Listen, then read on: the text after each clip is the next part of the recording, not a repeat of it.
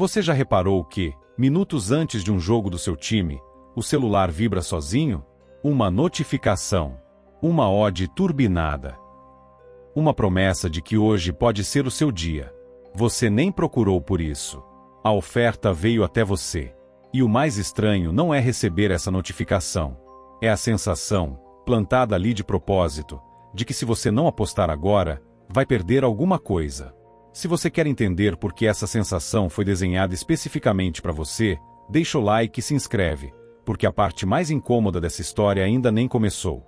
Apostar em resultado de jogo nunca foi estranho pro brasileiro. Sempre existiu o bolão do escritório na Copa do Mundo, a rifa da igreja, o jogo do bicho de esquina em quase toda cidade do país. Por décadas, isso foi tratado como travessura urbana, quase folclore, uma aposta pequena entre amigos que não mudava a vida de ninguém. O que mudou nos últimos anos não foi o desejo de apostar. Foi a escala, a velocidade e o alvo. Oficialmente, essa é uma das maiores histórias de sucesso da economia brasileira recente. As apostas esportivas foram liberadas no Brasil em 2018, ainda no governo Temer, mas por anos operaram soltas, sem regra nenhuma, no mercado que crescia mais rápido do que qualquer órgão conseguia fiscalizar. Foi só em 2023, com a Lei 14.790, que o país decidiu organizar esse setor de verdade. Em 2024 nasceu a Secretaria de Prêmios e Apostas, ligada ao Ministério da Fazenda, e a partir de 1º de janeiro de 2025 o Brasil passou a ter, oficialmente, um mercado regulado, com fiscalização própria e domínio de internet obrigatório terminando em .bet.br. E os números contam uma história bonita. O número de empresas formalmente autorizadas saltou de 23, em 2023, para 82 no ano seguinte. Hoje já são mais de 100 empresas e mais de 200 marcas autorizadas a operar no país. Foram criadas milhares de vagas de emprego formal, com salário médio de mais do que o dobro da média nacional, a maioria exigindo formação técnica ou universitária. Só em 2025, o setor recolheu 9 bilhões de reais em impostos. Nos 4 primeiros meses de 2026, essa arrecadação já tinha dobrado frente ao mesmo período do ano anterior. O faturamento estimado das operadoras licenciadas em 2025 foi de 36 bilhões de reais. E para a Copa do Mundo de 2026, a expectativa é que o mercado brasileiro movimente sozinho 31 bilhões de reais, algo próximo de 10% de tudo que será apostado no planeta inteiro durante o torneio inteiro. E tem mais. O setor hoje sustenta cerca de 10 mil empregos diretos e outros 5.500 indiretos. Desde que a lei entrou em vigor, os vínculos formais triplicaram dentro dessa indústria. O salário médio pago chega a 7 mil reais, mais do que o dobro da média nacional, e mais da metade dos trabalhadores ganham acima de 4 salários mínimos. No discurso oficial, essa não é uma indústria de vício. É uma indústria de tecnologia, publicidade e serviços corporativos, gerando emprego qualificado num país que sempre precisou disso. Repara também em quem aparece promovendo essas marcas. Ex-jogador de seleção, streamer de milhões de seguidores, criador de conteúdo que até pouco tempo atrás falava de outra coisa qualquer. Hoje boa parte deles carrega o nome de uma bet no perfil, faz live analisando o jogo e insere aposta no meio da conversa como se fosse só mais uma dica de amigo. Não é publicidade tradicional de intervalo comercial. É publicidade disfarçada de intimidade, feita por alguém que você já confia, o que torna a mensagem ainda mais difícil de questionar. Não é imposto, não é sorte, é indústria.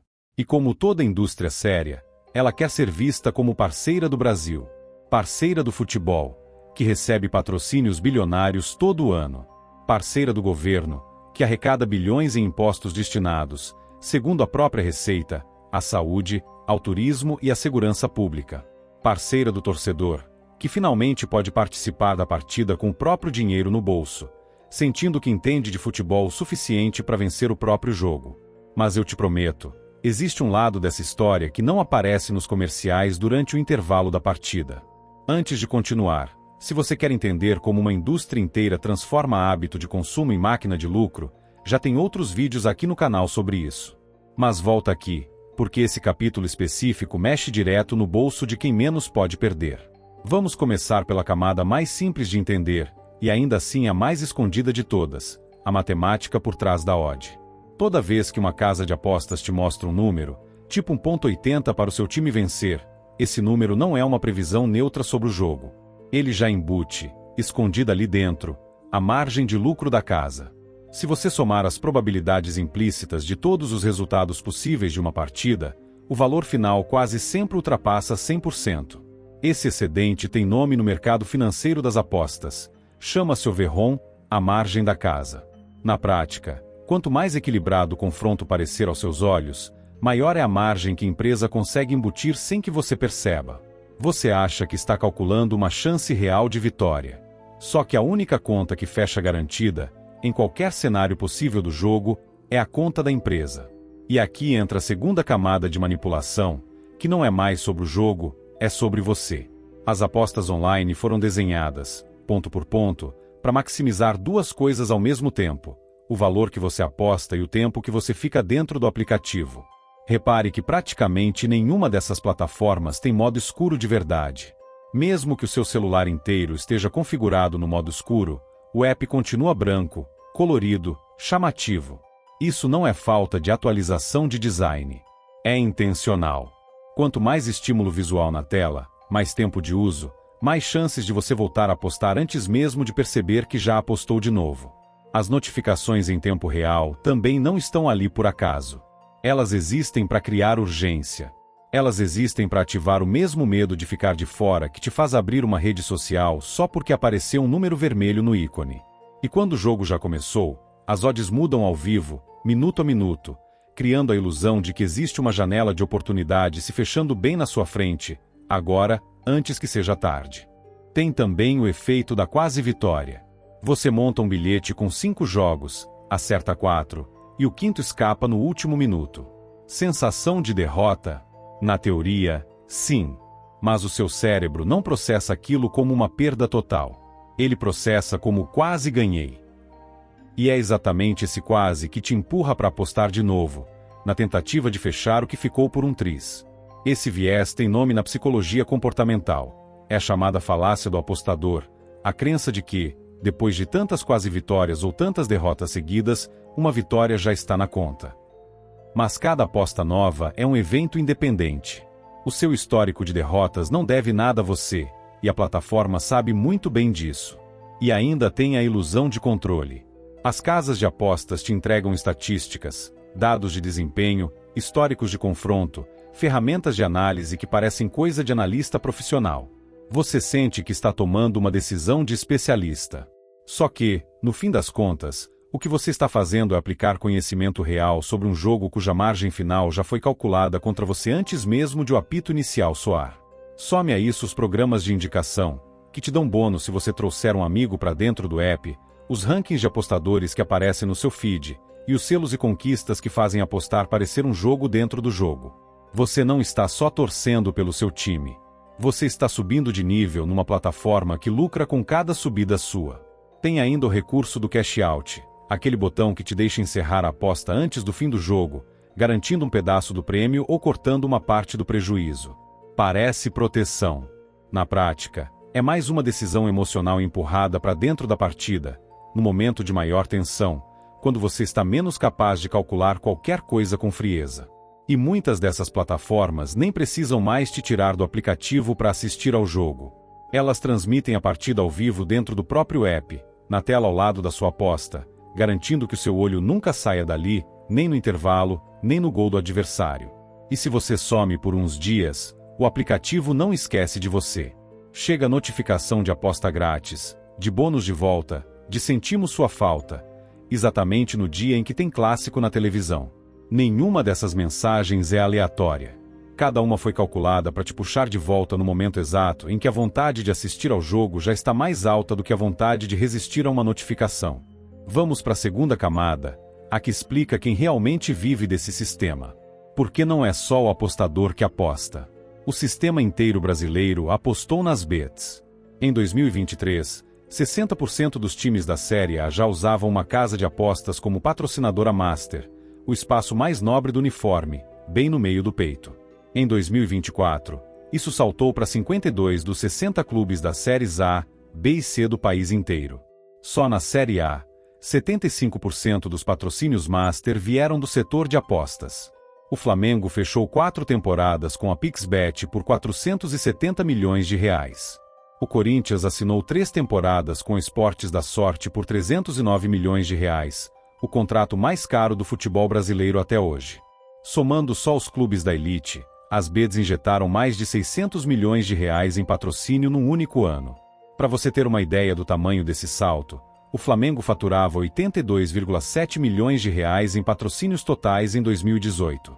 Em 2024, recebeu R$ 117 milhões só da PixBet, sozinha, isso sem contar o resto dos patrocínios que o clube ainda carrega na camisa. A própria CBF vendeu o nome do Campeonato Brasileiro para uma casa de apostas, num contrato de R$ 70 milhões. Não é imposto, não é acaso, é modelo de negócio. Quanto mais visível a marca de apostas estiver dentro do futebol, mais natural ela vira na cabeça de quem só queria assistir a uma partida no fim de semana. E o efeito colateral disso é ainda mais direto do que parece. Um levantamento do setor mostrou que 11 clubes da elite do Brasileirão recebem mais dinheiro com patrocínio de apostas do que receberiam se fossem campeões nacionais naquele ano. Ou seja, hoje é financeiramente mais vantajoso para um clube estampar a marca de uma bet no peito do que erguer a taça.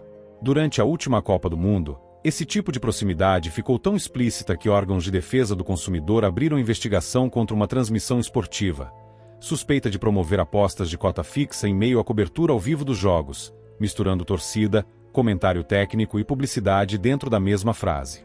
E não pense que isso fica só na elite do futebol.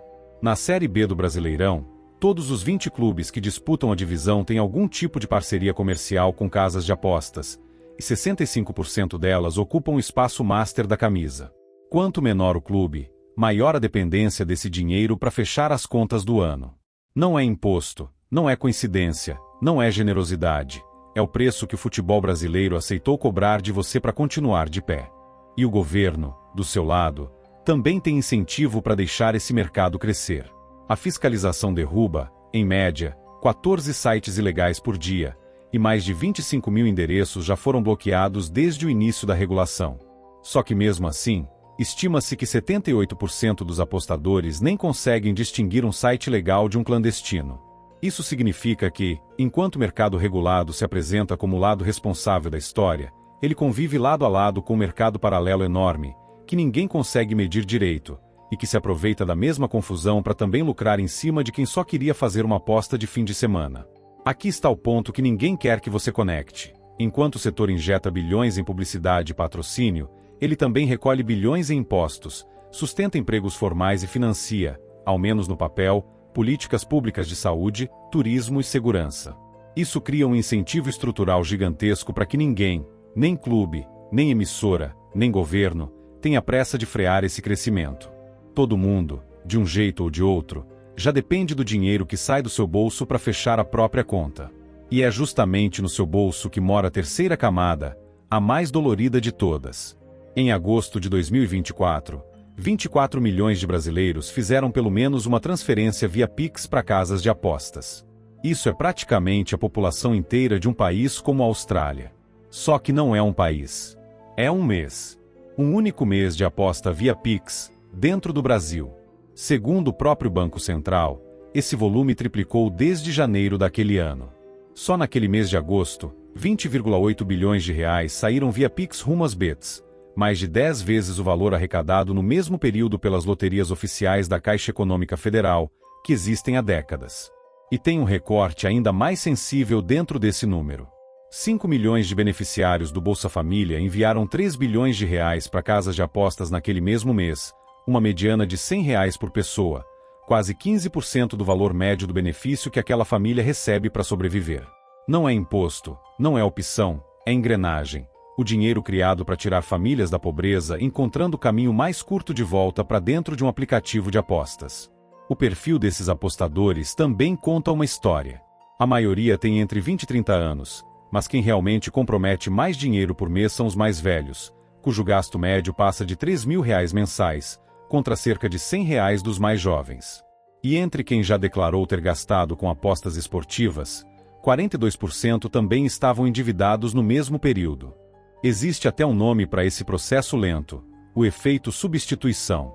Aos poucos, uma parte da renda que era destinada à conta de luz, ao mercado, ao transporte, passa a ser redirecionada para dentro do aplicativo. No começo, o impacto é discreto, quase invisível na planilha da casa. Depois, vira a conta atrasada. Depois, vira a dívida nova para cobrir a dívida antiga. E como apostar não gera formalmente uma obrigação de pagamento futura, como um empréstimo ou um cartão gerariam, esse rombo demora a aparecer nos relatórios de crédito da família. Ele já está corroendo o orçamento bem antes de qualquer instituição conseguir medir. Um estudo do IBEVAR em parceria com a FIA Business School, cruzando dados do Banco Central e do IPEA entre 2011 e 2025, chegou a uma conclusão pesada. As apostas online já superaram os juros bancários como principal motivo de endividamento das famílias de baixa renda no Brasil. Não é o cartão de crédito, sozinho. Não é o cheque especial, sozinho. É a combinação dos dois com uma nova engrenagem, disponível 24 horas por dia, direto na palma da mão. O próprio ex-ministro da Fazenda resumiu a situação numa única frase, ao dizer que o país enfrenta uma pandemia de apostas online. Agora, para não simplificar demais essa história, é justo reconhecer um ponto a favor da regulação. Diferente do que ainda acontece em outros mercados mundo afora, o Brasil proibiu, a partir de 2025, o crédito para apostas e a distribuição de bônus de entrada, exatamente o tipo de isca que costuma atrair o apostador iniciante para dentro do vício. E nem todo mundo concorda que as bets sejam a vilã número 1 do endividamento brasileiro. Outra análise, cruzando dados da CNC e do próprio Banco Central, aponta que a Selic em patamares elevados e o cartão de crédito rotativo, cobrando taxas que passam de 400% ao ano, pesam muito mais no bolso das famílias do que as apostas sozinhas. O endividamento das famílias brasileiras bateu recorde histórico em 2026, o maior desde que essa série começou a ser medida, em 2005. As bets entraram no meio dessa conta. Mas talvez não sejam, sozinhas, a causa raiz que a manchete promete. Talvez a pergunta certa não seja se as bets são as vilãs de uma economia inteira. Talvez a pergunta certa seja outra. Por que um país inteiro, do governo ao clube do seu coração, ao streamer que você segue todo dia, encontrou tanto interesse financeiro em manter você exatamente onde está, com o dedo em cima da tela, esperando a próxima odd subir? Ninguém vai apagar o aplicativo do seu celular por você. A decisão sobre continuar apostando, ou não, é sempre sua. Só que agora você sabe o tamanho da engrenagem que existe do outro lado da tela, torcendo, silenciosamente, para você não parar. Se esse vídeo te fez enxergar algo que você nunca tinha parado para pensar, se inscreve aqui no canal e compartilha com alguém que também recebe notificação de aposta minutos antes do jogo começar. E da próxima vez que o seu celular vibrar sozinho antes da bola rolar, lembra, quem aposta é você, mas quem sempre ganha já estava calculado antes do apito inicial.